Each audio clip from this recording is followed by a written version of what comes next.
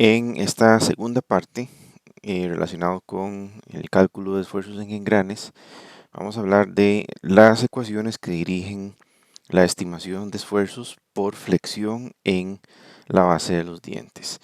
En la primera parte habíamos hablado de exactamente cómo era que la carga neta de contacto entre los dientes de engrane se movía a lo largo de su perfil en el tiempo. Entonces habíamos visto que la fuerza cambiaba de magnitud y de dirección y de posición conforme pasaba el tiempo respecto al engrane.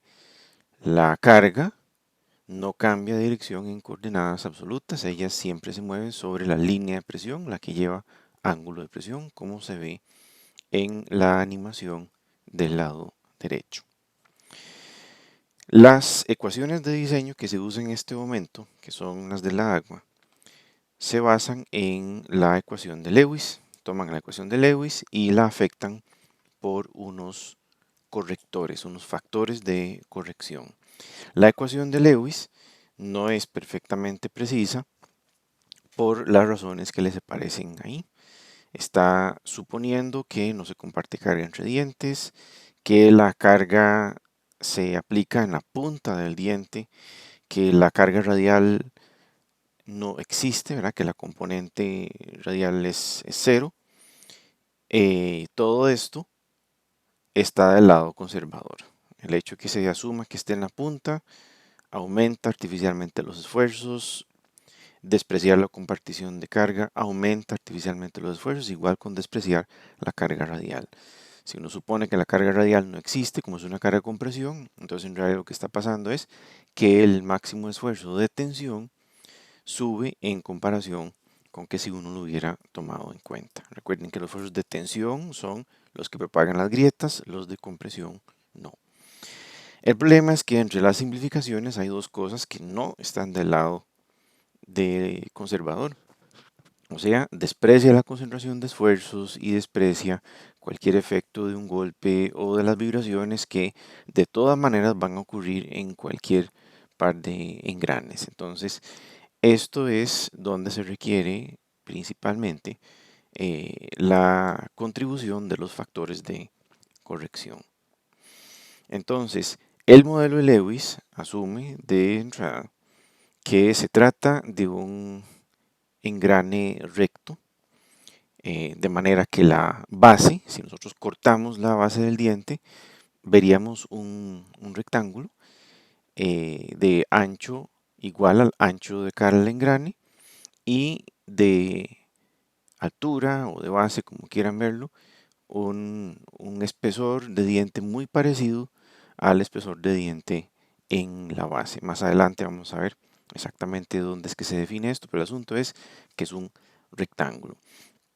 Entonces, ese es el plano proyectado de esa viga. El diente entonces se está convirtiendo en una viga que estamos cargando con una carga W, de la cual solo vamos a considerar la componente tangencial o transversal, o sea, la carga completa multiplicada por el coseno del ángulo de presión. Entonces, eso ya es la vista lateral, en donde se puede ver directamente cuál es la definición del espesor en la base que se está considerando. Noten que no es donde termina el filete en el círculo de Dendo, sino más bien donde la envolvente o la línea radial en su defecto terminaría tocando el círculo de Dendo si no hubiera filete. Eso es la localización que se usa para medir el ancho en la base T para efectos de los cálculos que se están haciendo por acá. La altura del diente no se toma en cuenta toda la altura, sino una altura artificial L, que aparece por ahí, que se encuentra trazando una línea que pasa con dirección ángulo de presión hasta intersecarse con la línea de simetría del diente. Entonces, ese punto respecto de dónde está el círculo de Dendo, eso define la altura. En realidad esa altura artificial va a ser el brazo de palanca, ¿verdad? Alrededor del cual, o en el que se aplicará, mejor dicho, la carga transversal para efectos de calcular el momento flexionante alrededor de la base del diente. Entonces ya es bien claro que estamos asumiendo que va a ser un esfuerzo de flexión, entonces simplemente aplicando la ecuación convencional para ese tipo de esfuerzos en una viga empotrada, tendría momento flexionante por el peralte de la viga entre el momento de inercia alrededor del eje neutro correspondiente. Entonces, en ese caso, tomamos como momento flector la carga transversal, la multiplicamos por el brazo de palanca L, eso es el momento flector. El peralte de la viga, en este caso, sería la mitad del espesor en la base, ese T medios, y el momento de inercia hubiera sido un doceavo AB al cubo, en donde A sería el ancho de cara y el término B al cubo es el lado del rectángulo por donde atraviesa el eje neutro, que sería también nuevamente el espesor en la base, entonces el T es el que va al cubo. Acomodando los términos y eliminando una de las constantes ahí, lo que nos queda es básicamente esa expresión que tenemos ahí. Entonces, vean que esto tiene el problema de que en ningún lado aparece el tamaño normalizado del diente, ni en paso dimetral ni en módulo. Y eso es lo que nosotros queremos poder iterar cuando estamos haciendo un diseño. Entonces, se fuerza a que aparezca, multiplicamos arriba y abajo por paso dimetral. No corresponde hacerlo en el sistema módulo por un asunto que vamos a ver en la próxima lámina. Multiplicamos arriba y abajo por el paso diametral y entonces ocurren dos cosas. Primero, bueno, aparece el tamaño normalizado, paso diametral, el PD. Y lo otro es que todo lo que no tiene que ver con la carga transversal o el ancho de cara, todo eso, todo ese grupo es adimensional, resulta adimensional. T tiene unidades de longitud, L tiene unidades de longitud, paso diametral tiene unidades de 1 entre longitud, longitud de la menos 1. Entonces, ese grupo quedaría con unidades longitud al cuadrado por longitud a la menos 1 dividido entre longitud.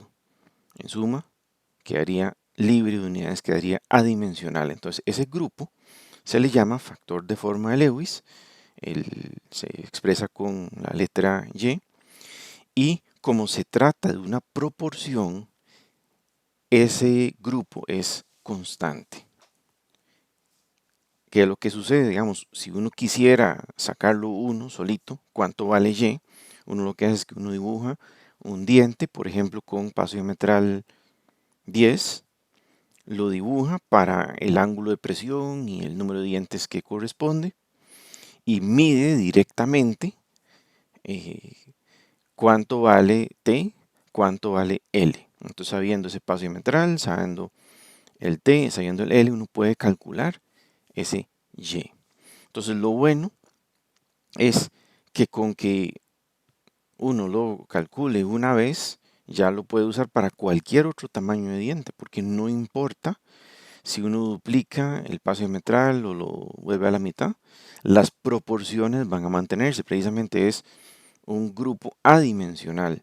Entonces, en términos prácticos, uno no necesita ponerse a calcular o encontrar el Y.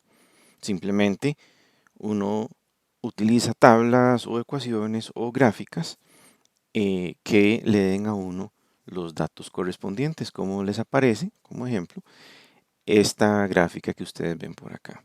Entonces, es importante saber que ese Y no es un concentrador de esfuerzos, es nada más un grupo de proporciones geométricas que le permite a uno evitarse tener que dibujar todo el engrane cada vez que uno quiere hacer un cálculo para efectos de encontrar el espesor en la base y la altura equivalente L. Como pueden ver en la gráfica, hay diferentes ángulos de presión, 14.5, 20, 25 grados, se puede interpolar de ahí para 22.5, y también hay uno que indica que son para dientes de altura recortada. Recuerden, en el caso de interferencia, a veces se desea o se necesita recortar la altura del engrane mayor para evitar interferencia. Entonces, obviamente, el L hubiera cambiado en esos casos y por ende el factor de forma también. Entonces, ese es el factor de forma que correspondería a ese caso, en el caso de la información que provee esta gráfica. Entonces se entra con número de dientes y ángulo de presión, que son las únicas dos cosas que afectan el factor de forma de Lewis. Entonces, la ecuación que ustedes tienen ahí, que sería que el esfuerzo de flexión es carga transversal por paso diametral entre ancho de cara por factor de forma de Lewis, es el esfuerzo que podemos comparar con el criterio que uno prefiera. Por ejemplo, podemos compararlo con el esfuerzo de fluencia, la resistencia a la fluencia, perdón, la resistencia a la rotura o la resistencia a la fatiga, por ejemplo. Si uno requiriera usar esto con el sistema internacional, pues no pasa nada, nada más que en lugar de paso diametral, ingresamos ahí 1 entre módulo. Vean que en ambos casos, carga, o sea, una fuerza por paso diametral, o sea, 1 entre una longitud dividido entre F, ancho de cara, que es una longitud, nos va a dar unidades de esfuerzo. Entonces va a quedar eventualmente en libras por pulgada cuadrada, o en el caso del sistema internacional, ingresaríamos la fuerza en newton, el módulo en milímetros, el ancho de cara en milímetros, entonces quedaría en unidades de newton por milímetro cuadrado, que equivale a megapascales. Si quieren tomar en cuenta de una vez un factor de seguridad, entonces necesitan ustedes garantizarse que el engrane que ustedes escojan, o sea, el tamaño de diente normalizado que ustedes escojan, el paso diametral o el módulo, y el ancho que elijan, F, sea tal que ese grupo, carga transversal por paso diametral entre ancho de cara por factor de forma, nos dé menor que la resistencia dividido entre el factor de seguridad que ustedes decidan, para que supuestamente no falle. El asunto es que desde hace bastante rato se dieron cuenta que esta ecuación no era precisa. Entonces, uno de los primeros intentos que quisieron aplicar como para corregir esto o compensarlo era, por un lado, una indicación expresa de que el factor de seguridad hay que mantenerlo entre 3 y 5 aproximadamente. Y lo otro es que agregaron su propio factor de corrección empírico, un K sub V, que es el factor de carga dinámica de Barth. Entonces, ojo que es una ecuación empírica, simplemente tomaron una serie de mediciones, una serie de experimentos que resultaron en unos datos que ajustaron a, bueno, esas ecuaciones que ustedes pueden ver ahí. Básicamente es en proporción a la velocidad de paso. Y eso sí tiene mucho sentido práctico y tiene sentido teórico. O sea, entre más alta la velocidad de paso, más las vibraciones y las imprecisiones en el engrane van a tender a fatigarlo más rápido. Claro, esta no es la mejor forma de corregir contra eso. Por eso es que la AGMA, la Asociación Norteamericana de Fabricantes de Engranes, tiene sus propios factores de corrección y usan el mismo símbolo. También lo llaman K sub V. Entonces es importante saber que este existe, pero básicamente es algo obsoleto, algo impreciso, desactualizado, y son ecuaciones empíricas. No importa si por alguna razón uno tiene que usarlo o les aparece un manual o algo por el estilo, no importa si se están haciendo cálculos para el sistema inglés o el sistema internacional, esa velocidad de paso, para poder usar esa ecuación empírica, tienen que transformarla a pies por minuto para que les dé correcto. Entonces, eso es una aproximación que ustedes tienen que usar para verificar esfuerzos, para hacer un análisis de un engrane que falló, para diseñar un engrane, sí, es la ecuación de Lewis, la que ustedes ven por acá. Vean que ahí está, cara transversal por espacio diametral entre ancho de cara. Pero hasta ahí llegan las similitudes. Tienen un montón de factores de corrección. El KO, KV, KS, KM, KB. Cada uno de ellos, más adelante vamos a ver qué significan, cómo se calculan. Y en lugar de un factor de forma, tienen unos factores J y K. Esos dos factores juntos lo que hacen es considerar todo lo que tiene que ver con la geometría del diente. Entonces ahí entre J y K está metido el ángulo de presión, el número de dientes, el tipo de diente, que si es de engrane helicoidal, que si es recto, que si es cónico espiral, igual el K. El K también tiene que ver con la forma del engrane compañero. No el engrane que estamos diseñando, sino la forma del engrane compañero que afecta, por supuesto, la distribución de esfuerzos, la condición de carga. Dentro del J no se ve explícitamente, pero dentro del J también está metido el Y. Lo que pasa es que uno nunca lo ve. De hecho, J es igual a factor de forma de Lewis multiplicado por el concentrador de esfuerzos. Esa es la definición de ese J. Lo que pasa es que uno no ocupa descomponer ese J en esas dos componentes. Uno nada más lee el J de la ecuación de gráfica de la aplicación que sea y lo ingresa para hacer los cálculos. Esto nos da un dato del esfuerzo presente en la base del engrane, pero no lo comparamos con un dato genérico de resistencia. El esfuerzo admisible, igual que la ecuación de esfuerzo flexionante, que la da AGMA con factores de corrección AGMA, el esfuerzo admisible también lo da AGMA para diferentes materiales. Entonces vean que el esfuerzo admisible es el esfuerzo admisible según AGMA, el de laboratorio, el S sub AT. Ese es el esfuerzo admisible por flexión para cuando el material es usado para fabricar un engrane. Y ese a su vez es corregido por tres factores. Un factor por vida útil, el Y sub n o número de ciclos. Un factor K sub T, que es el de temperatura. Recuerden que cualquier material cambia sus propiedades de resistencia, bueno, a todo, a la afluencia, a la rotura, al impacto con la temperatura, ya sea que baje por debajo de 4 centígrados o suba por encima de 120 centígrados, más o menos en el caso de aceros, por lo menos. Y después tenemos un factor de confiabilidad, el K sub R, o sea, qué probabilidad de falla fuera de lo previsto por el dato del S sub AT, que al fin y al cabo proviene de un procesamiento estadístico de pruebas de laboratorio.